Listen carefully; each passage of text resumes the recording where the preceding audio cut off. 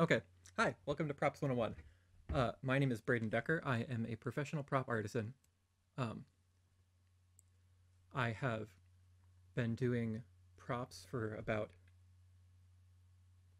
4 years now, uh, on and off, and 2 years since college. Um, so, what I'm going to go through today is I'm just going to break down, like, really what's the props department like? What kind of things does the prop department do? How do they interact with other departments? uh, what the process is of going from script to prop list to finished products to maintaining during a run.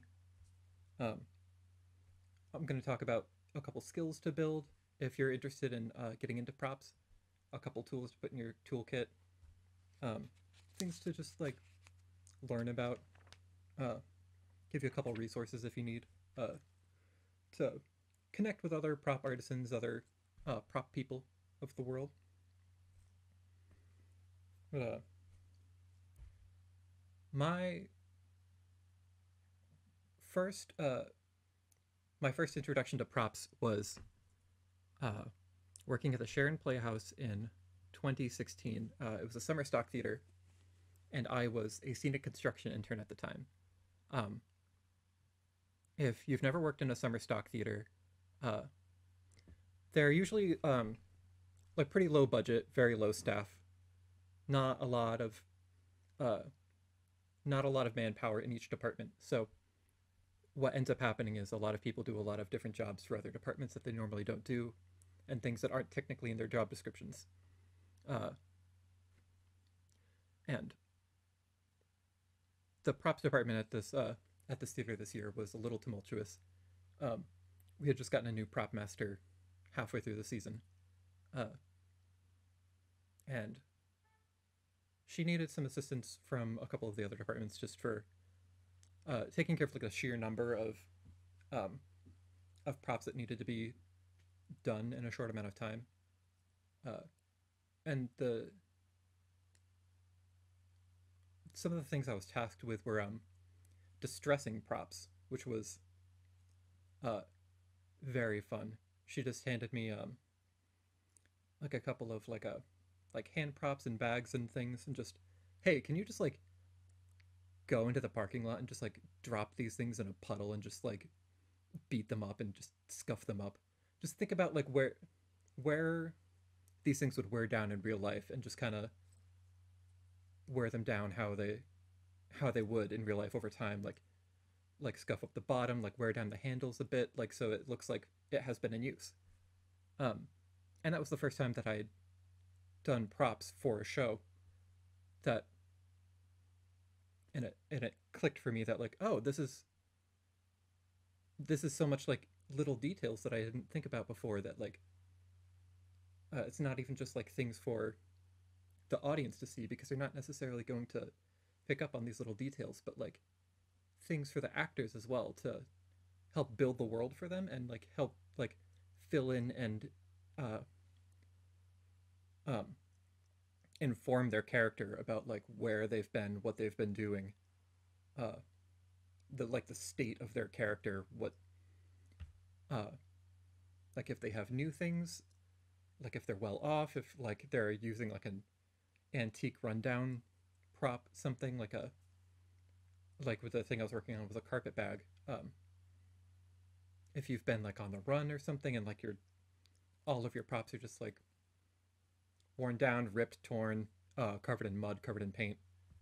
Um, that just little details about that really intrigued me.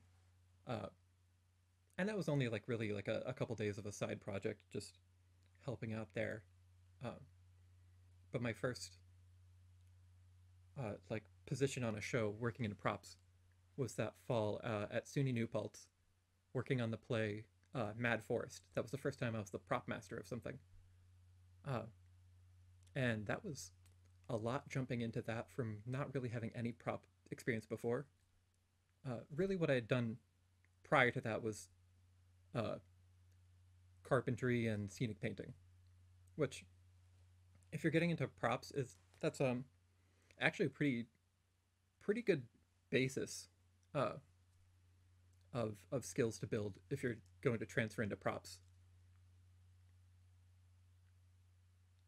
Uh, but Mad Forest, first show I did props. Uh, Going into that without having done props before, even like with a strong background in like the building and the painting, that was a big learning curve. Because I didn't really work on any show to that point, actually on like uh, that level of importance to the show. Everything to that point had just been like board op or run crew or painter or something. Not even like scenic charge, just like helping out. Um, and it was a yeah, it was a big learning curve jumping into it, just learning the process of it because it was I was really the only person working in props for that show, and I didn't really know anything about the structure of like how props worked as a department, how props interacted with other departments, everything. Um, so it was a lot to learn in a short period of time. Um, and actually, after that show, um, I was asked like, "Hey, is props something you want to do more of?"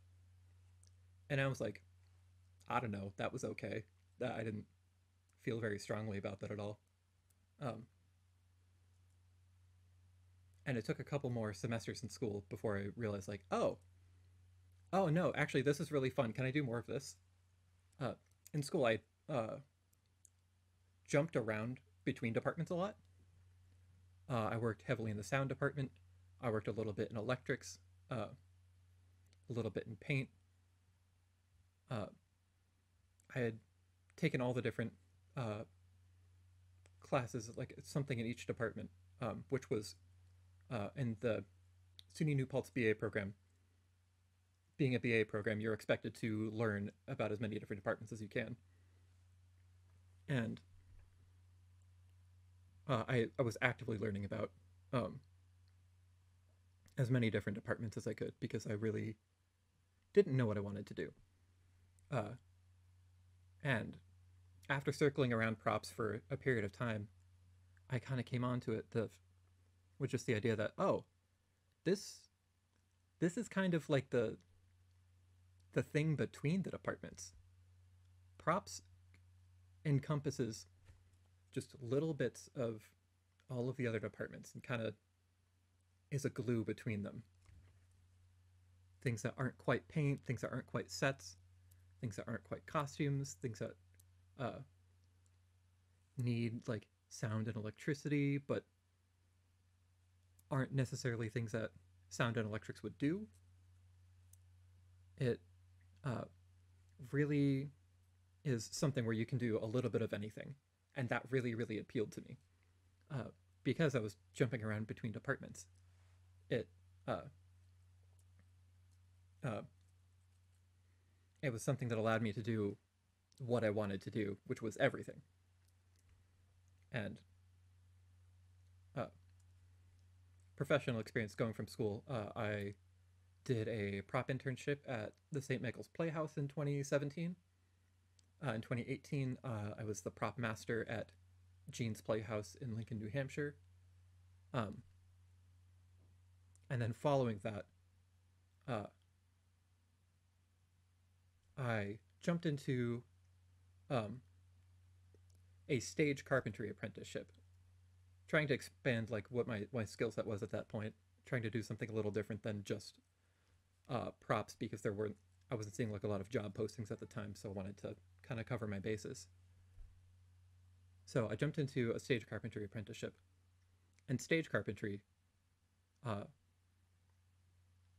they're the carpenters that are the deck crew that run the show day in day out, and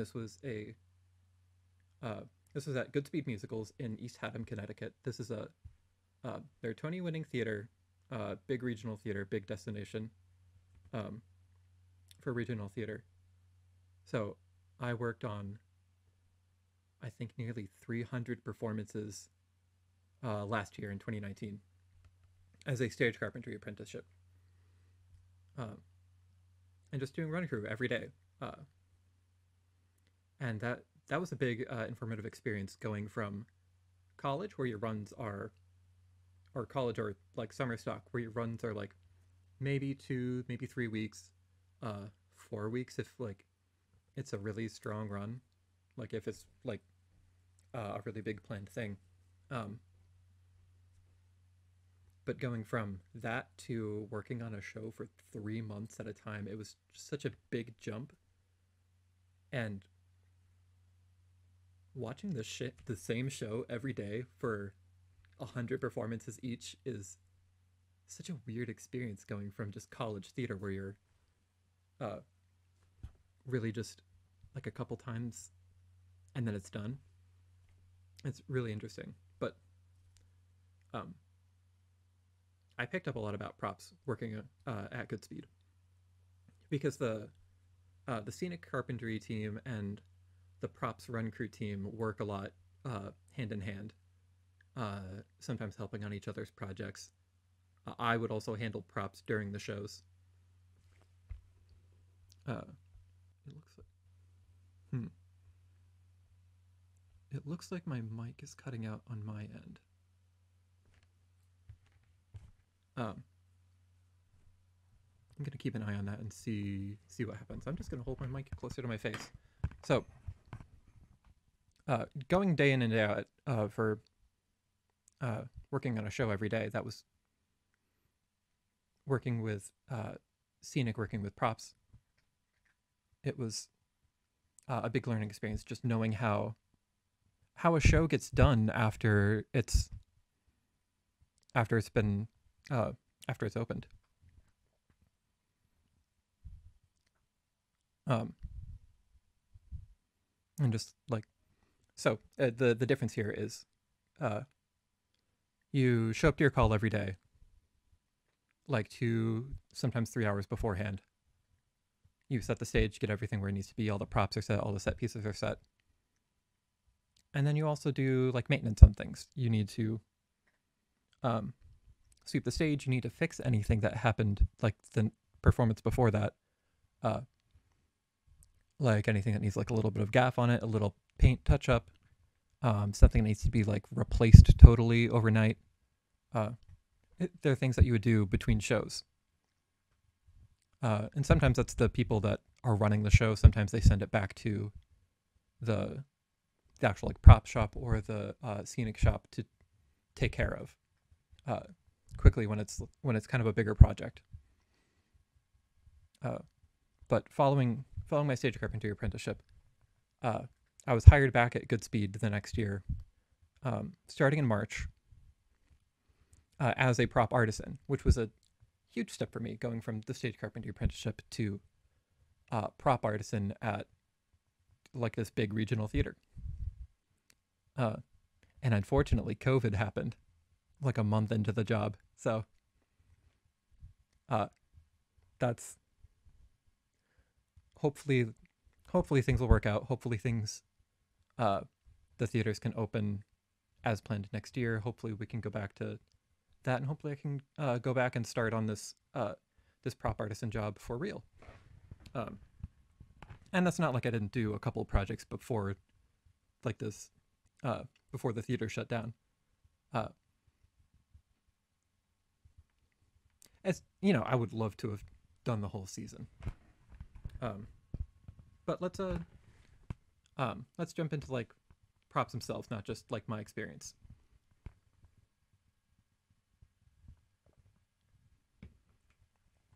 So, a prop in a show, for the most part, is anything that an actor uses, anything that an actor touches or interacts with, that isn't a set piece. And the definitions of like where props ends and where other departments begins is sometimes murky, but props themselves can be broken down into 3 categories. There are hand props, which are most props. That's kind of what we think about when we think about props, is like the things in people's hands, like a cigarette and a lighter, or uh, a bag or a newspaper. Uh, there are also set props, which are things like furniture, things like curtains, things like bigger things that may be interacted with that aren't necessarily something an actor can carry. And like light switches or something, like something on the wall, something like a device to use. Those are all hand props, or those are all set props. And then the last type of prop is set dressing, and those are all things that are part of the set that are not in the scenic department that fill the stage. So the difference between scenic and set dressing. Scenic is typically just everything that's built or painted, like backdrops, sets, set pieces, all of that is scenic. And then set dressing are things like pictures hanging on the wall, like rugs, things that inform and fill the space that aren't really structural. It's mostly decoration, things that just informs the environment more. They're the detail parts on the set.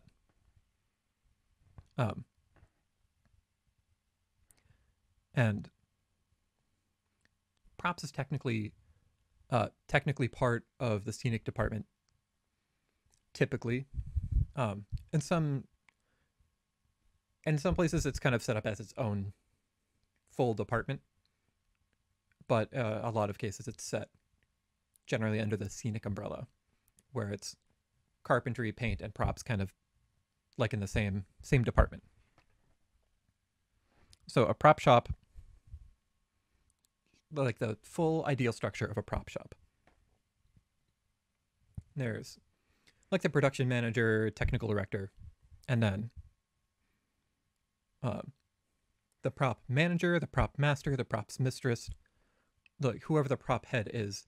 Some of these titles are interchangeable. Sometimes things are changing now, like with trying to limit like gendered terms in job titles. But props manager, props mistress, props master, all typically like the head of a props department, and they work with a scenic designer to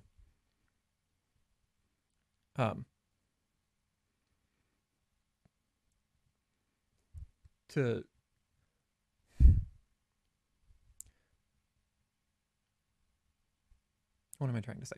So the scenic designer kind of gives the props person, the props head, like a list of like what they want. Sometimes a scenic designer will create a props list. They'll send like drawings and renderings and like inspiration pictures of like, hey, I know this is going to be a prop in the show. I want it to look like this so it can fit my design. And the prop manager, prop person, prop head works with the scenic designer on that, saying like, this is feasible, this isn't feasible. Yes, we can do this. This is the time it's going to take.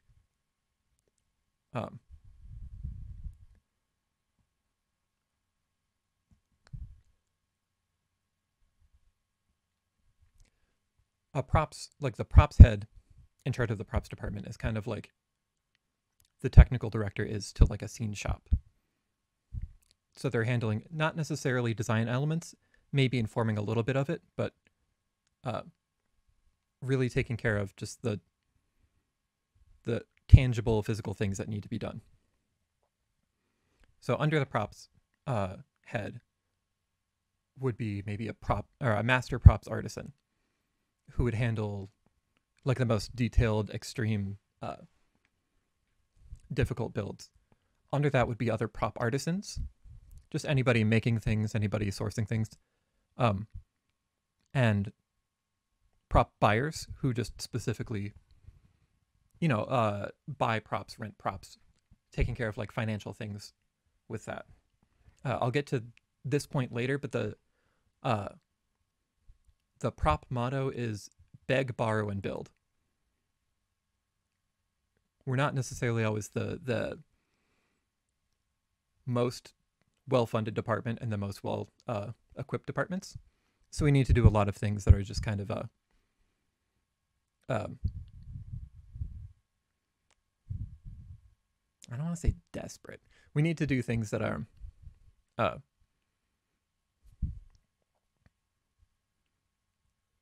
mm, I'm not sure what I'm going to say. I'm going to move on from that. But under artisans, under buyers would be like assistants, interns, whoever else in the shop, um, people learning, people like entry level people working in the prop shop. And then sort of aside from prop artisans are the props run crew, who are typically like a different set of people working on running the show every day, working on handling the props every day, taking care of minor repairs, taking care of little things that need to be touched up, and sending things off to the prop shop if there's something more difficult that needs to be done.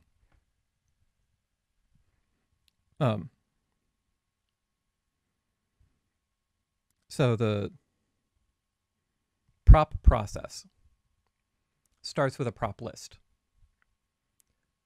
The prop list starts in a couple of different departments and then kind of merges into one. The set designer will sometimes make a prop list. Stage management also typically makes a prop list.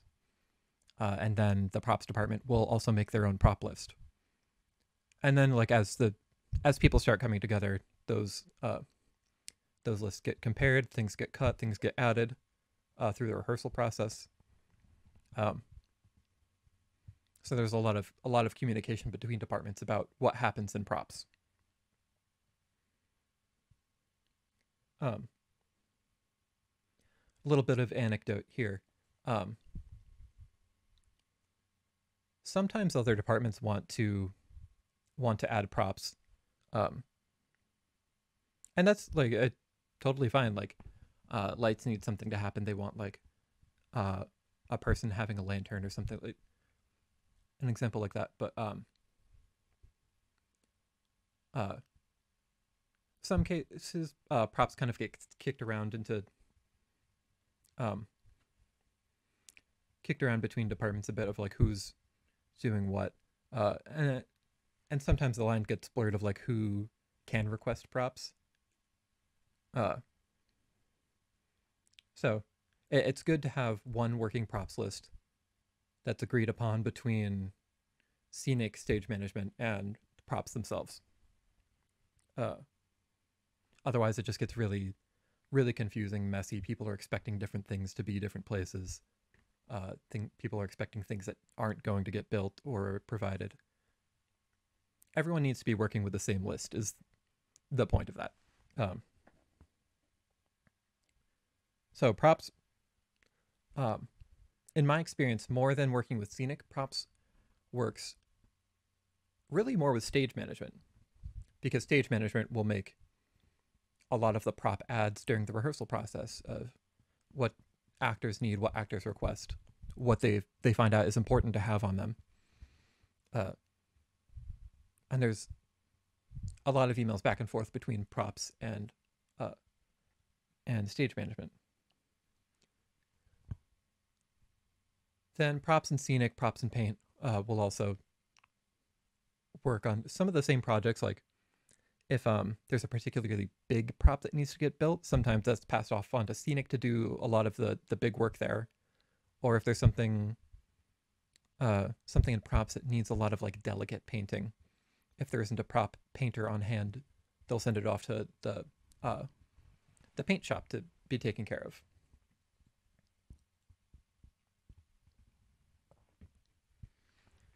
Props also works a lot with costumes, works a lot with electrics, works a lot with sound. A lot of times clothes need to be used as props. Just somebody carries clothes, somebody like has a hat that they do like some kind of business with. Bags are a really fine line between costumes and props. Backpacks are typically props, in my experience. Purses are typically costumes, depending on the level of use of the bag. Sometimes that like a really well used purse in a show maybe will be props. Fine line, kind of different on every project.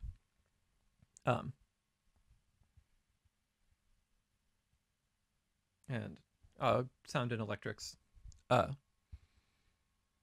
If there's a radio on stage, props will provide the radio, and then sound will provide the sound from the radio, or like lanterns, light switches, any kind of things that typically require electricity. Electrics will typically handle the actual electric parts of it, and then props will handle the piece itself that needs the electrics.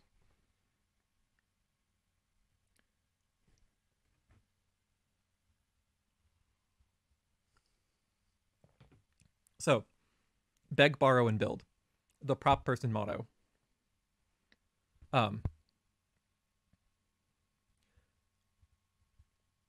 When you have your prop list, when that's kind of set, you kind of know where to start working. The first thing you do is go through the prop stock. This is anything that you have stored at the theater, wherever you're working. This is what you already own. This is like chairs, this is papers, whatever, hand props, furniture, things that you have in storage. Most places have a prop stock.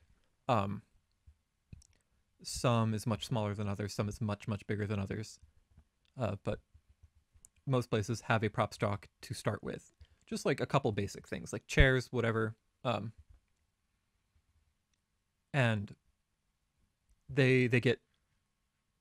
The first step is to get rehearsal props from that. Rehearsal props are things that stand in for finalized props during the rehearsal process.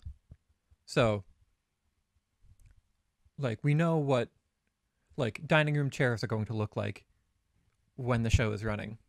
But for rehearsal process, they're just going to have some folding chairs, whatever on hand to make this easy to rehearse with while we get the final props done and ready. Like, newspapers will look like something during the show, but just be like blank paper in rehearsals. Things like that. You need things that can stand in for the real deal for rehearsal. All right, it looks like we figured this out for now. I'm going to jump back into where we were before technical difficulties there. So I think I just finished talking about going through prop stock for rehearsal props. Excuse me. Before things cut out.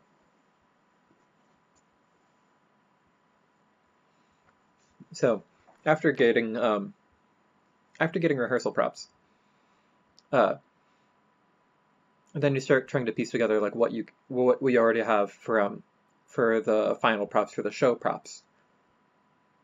And what you don't already have, you beg, borrow, or build.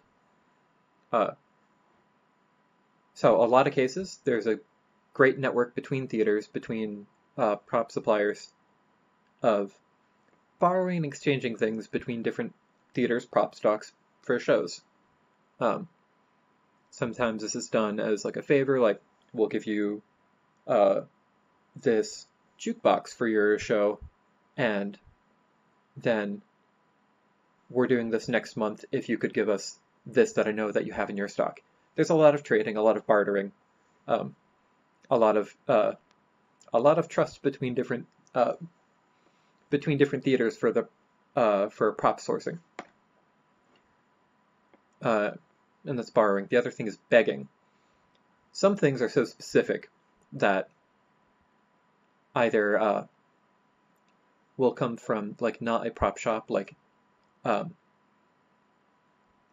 if somebody has like an antique dining table or something that's perfect for a show. Sometimes you'll have to beg to get like the perfect thing. And usually like if you get something from somebody, an individual, letting you use something as a prop for a show, a typical thing to do and a great thing to do is to write up a contract and give them like an insurance for the thing that you're begging for, so that if anything happens during the run of the show, during the run of rehearsals, something where this object gets damaged or broken or lost, etc., you can give them the peace of mind that you're going to replace or fix this. This happens a lot with shows when actors are also musicians. Sourcing instruments can get really, really costly. So if an actor already has an instrument that's appropriate for a show, and they're going to play that during the show, like write them out a little contract of, like,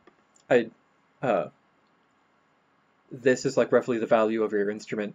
If something happens during the run of the show,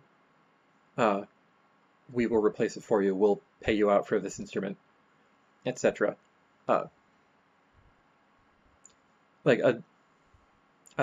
Instruments is a great example, but a lot of the times, actors providing their own props, it's really good to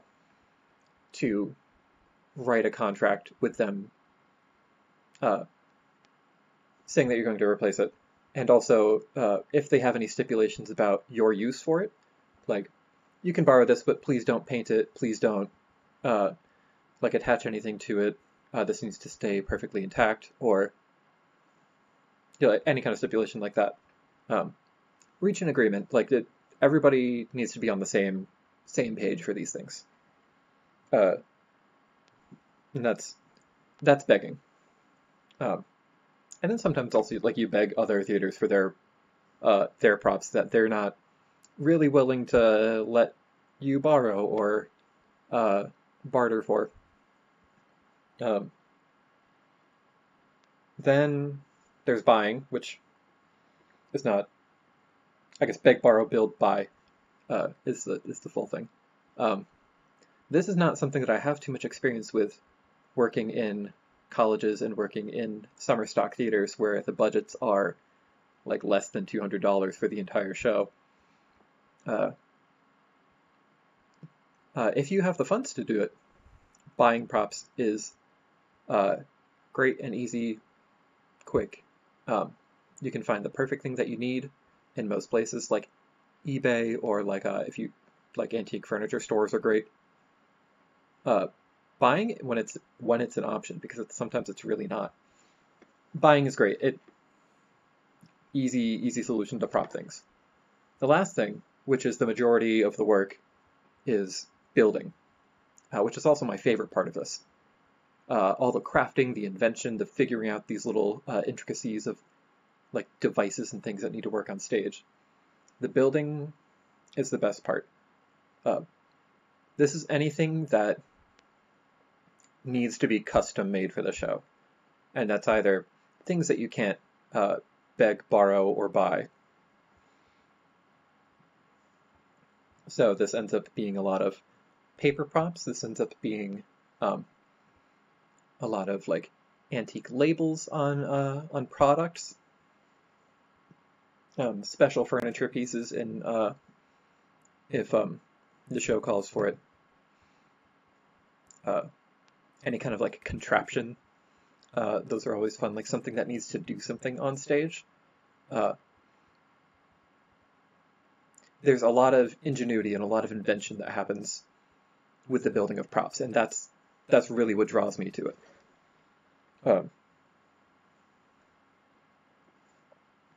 So the actual building of the props goes into a lot of different kind of fields of props. There's a lot of things happening in the prop shop because it requires so many different skills and so many different disciplines and libraries of knowledge to do these things.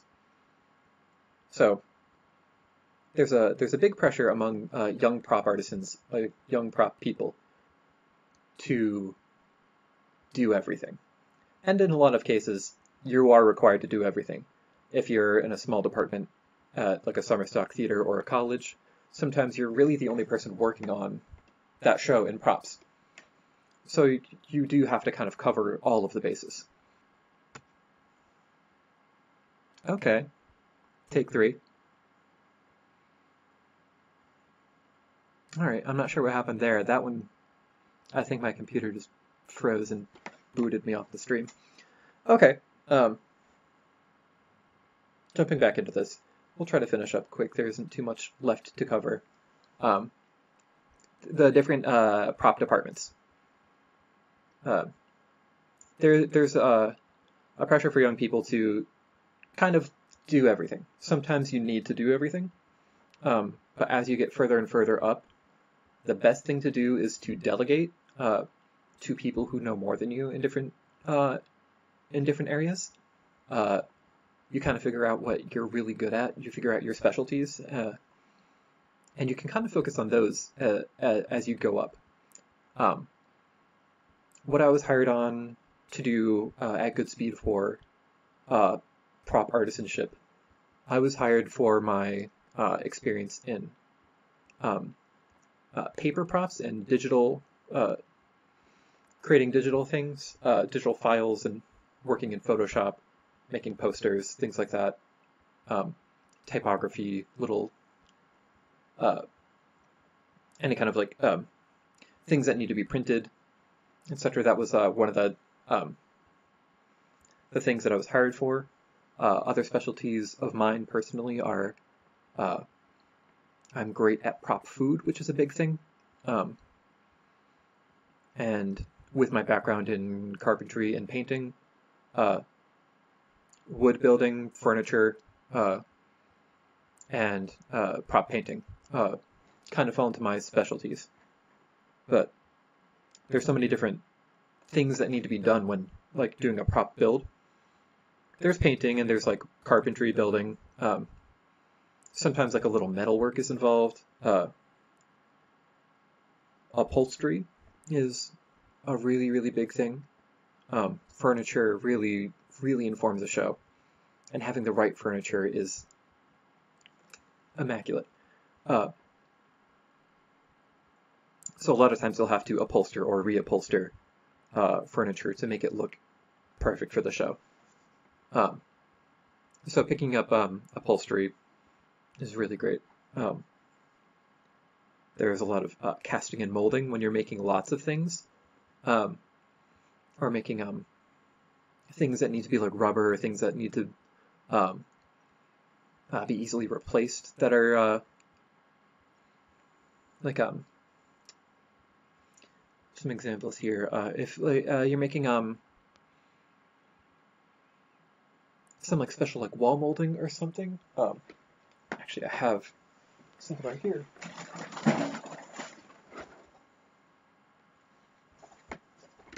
So this is something that I did at a casting and molding workshop. Was this, which is just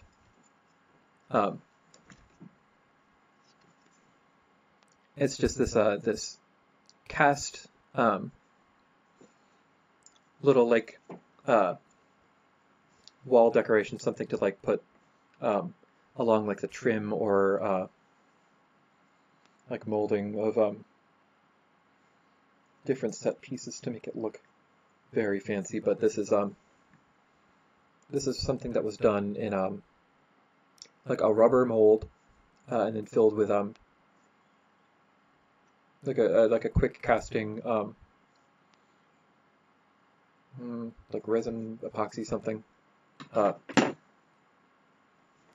When you can cast and mold things, it's kind of an intimidating field to get into because it's there's a lot of different names for things. There's a lot of different chemicals. There's a lot of different types of things that can be used. But when you need something this detailed, and you need like 80 of them, if you just like carve one thing, you make one thing, or you have something that you need to make copies of, make a little mold of it, and then you can perfectly replicate it for X amount of times before the mold breaks. So casting and molding is great. Woodworking, sometimes like you really need to build furniture or like alter furniture.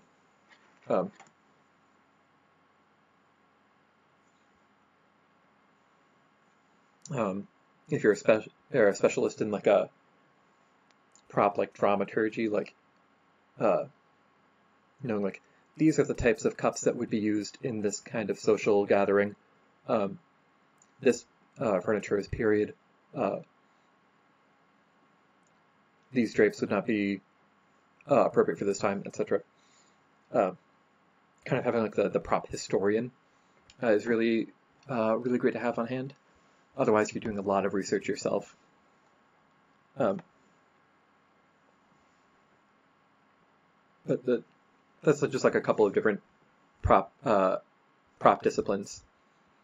And if you're looking to get into props, these are a couple of the skills that you can build, the things that I just listed.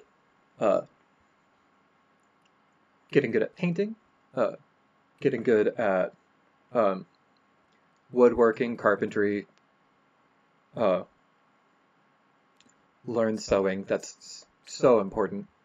Hand sewing, machine sewing, both are so indispensable in the prop world. Casting and molding, kind of a specialty, but like it really handy when you can use that. Foam carving is really great. If you've never worked with foam before, that's kind of like a easy thing to kind of jump into with home projects. Upholstery is also kind of a good thing to jump into at home as a home project to learn some of these things. So like, this is a cushion that I made during an upholstery workshop, and you'll see that it's just like a cushion tufted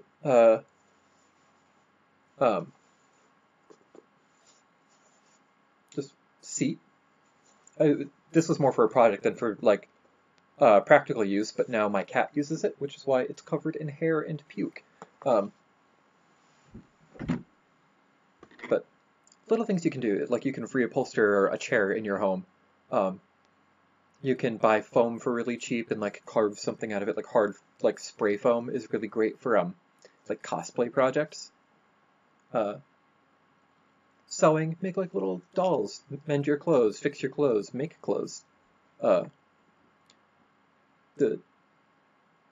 thing to do with props is that it pulls in so many different disciplines. So if you want to get into props, really just look to like expand your base of knowledge. Just what interests you, what you already know, just follow that instinct of like what you're interested in and kind of learn about that. And this is kind of a discipline that rewards that. To have like these niche, more interesting, more weird kind of sets of abilities. And another thing, if you're looking to get into props, oh boy, we're frozen again.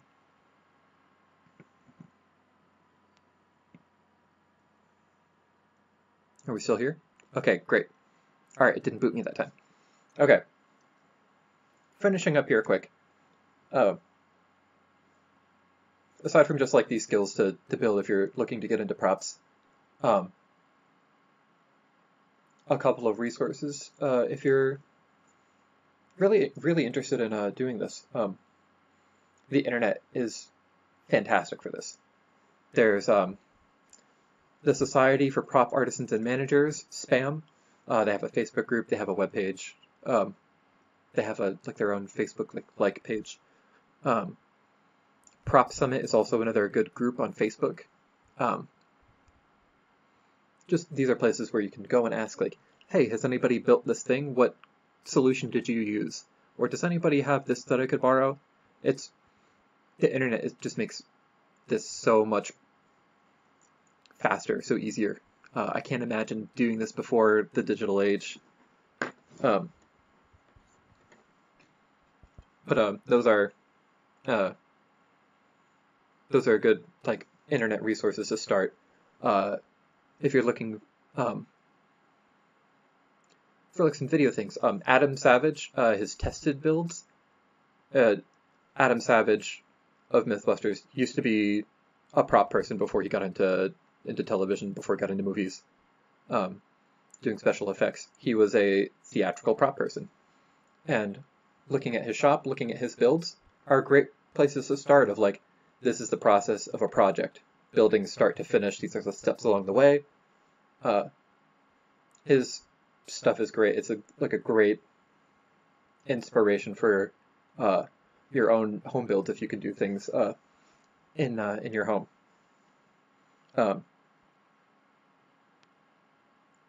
Books. Anything by Eric Hart, and that's H-A-R-T. He really wrote a lot of the books on like documenting like typical props that are built a lot and kind of giving you the steps and the formulas to make these things. He has, I think, 2 books about building props, and it's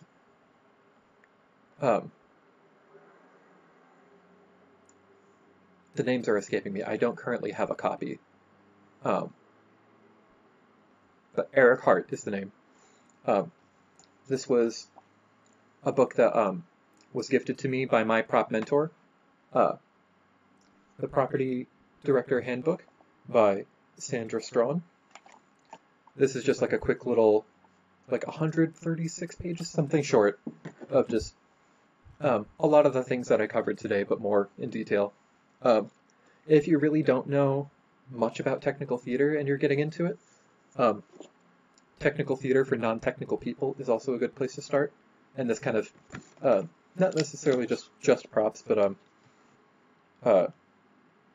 covers really a lot of the other departments. But like knowing about the other departments is so important in doing this. And another thing to do is make a prop Bible for yourself.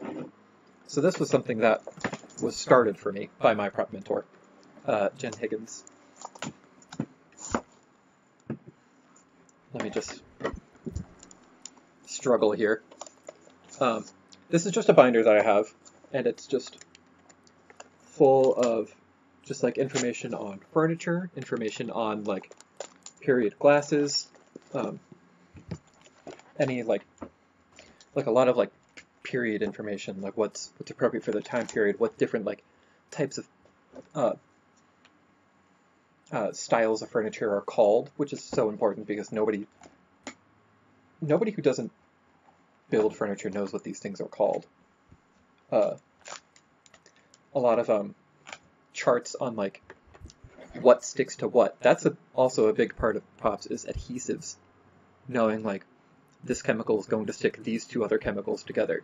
I can attach metal to wood with this product, but not this product. There's special steps that I need to do to attach like a plastic to this thing. That's another website. I think it's called Stick This to That. And it's just a chart of like all these different chemicals, adhesives, etc.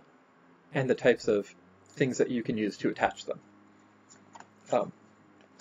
There's a lot of like guides on upholstery on here. I think a lot of this stuff was sourced from the internet. So if you can, make yourself a prop Bible, and it doesn't have to be a physical thing. I really like having this on me when I go into the shop, um, but have like a master list of all the internet resources that you have. Have a Word document of that. Um, Save a lot of the images that you use for like labels and things, and have those on hand on a hard drive or something to use. Props is really about collecting, about getting little things here and there, and kind of building on that. And it's true for your skills. It's true for the process itself. If you have like crow brain and you're just like, ooh, shiny, interesting thing, let me just pick this up and bring this with me. That's like a great quality to have in props. Because you're sourcing these little bits of information from all these other places, and bringing them together in new and interesting ways is really the whole prop process.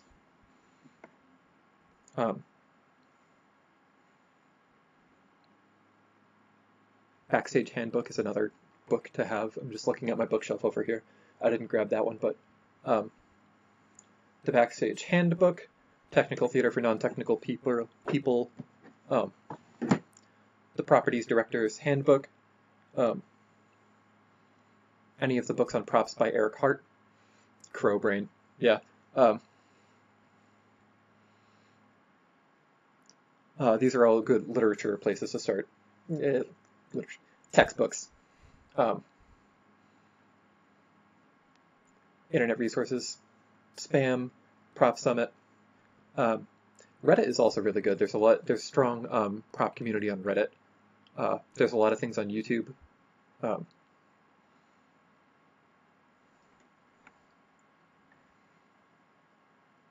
Also, just I think the biggest thing that I have learned to do as a prop artisan is ask somebody else about something.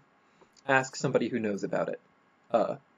When I need to do something with fabric, I go ask costumes how to do something. When I need to build something bigger, I'll go ask like a technical director, like, how do I go about building this? Asking other people, talking to other people has been so informative, and building these links between these departments and gathering your knowledge and gathering like all of these little bits of things. Talking to other people has really been the biggest source of information for me. Because you try to do everything in this. You try to do everything in props, and you come up short. You're always going to come up short. Somebody's going to be a specialist on this. Somebody's going to be an expert on this that you're not going to be. So ask them. Reach out to somebody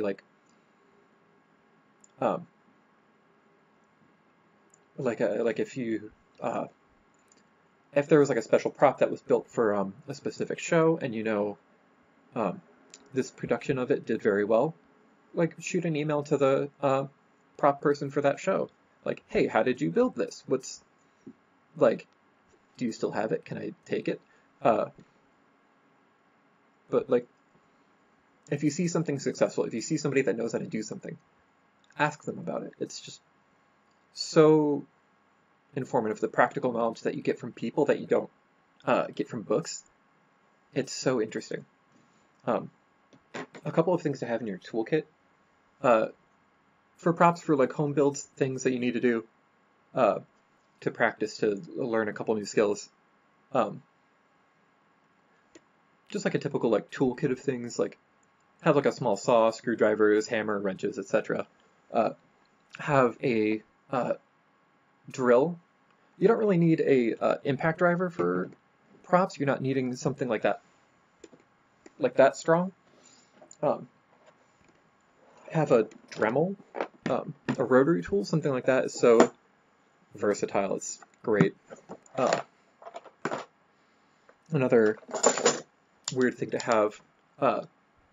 This is a foam knife. It's just hot wire. This is typically for carving floral foam, and it just melts foam. It's really neat.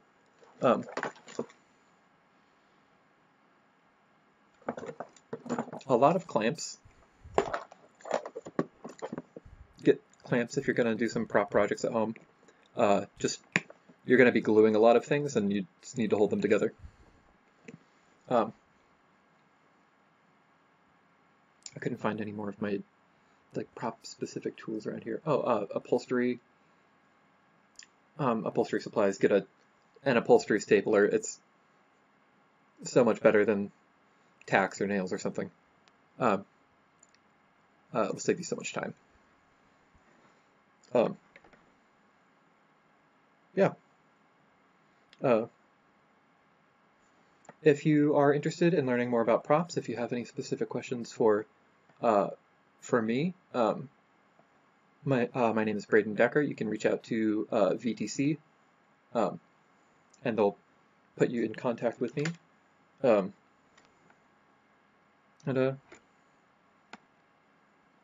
Yeah, I don't really know how to sign off on this. This is my first time doing a live stream. I think this is really all the information I can cover today. That was hilarious. I'm going to end with this. My computer crashes. I'm just going to finish this for real now. If you're interested in props, if you're interested in getting into props, specifically prop building, do some projects around your house. Reupholster a chair, paint something, make cosplay props. Those are a great place to start if you're really interested in cosplaying. Also, a lot of cosplayers really don't make their own props, and they focus more on costumes. Making props for cosplayers is also, like, if you have cosplay friends, like, do a little favor for them, help on their project.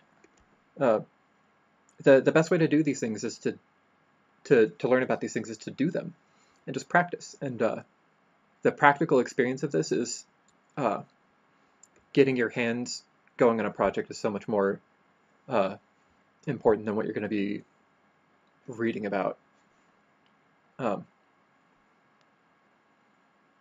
Yeah, my final point of this, if you're interested in props, practice on it. Do a couple projects, get interested. Go learn about something. See something you want to learn, go jump into it. Again, my name is Braden Decker. This has been Props 101 for VTC. If you're interested in talking to me, any questions to me about props, contact VTC and they'll put you in touch with me. And I'll see you, I think, next month for my next little workshop here, a topic to be announced. All right, thank you so much for watching.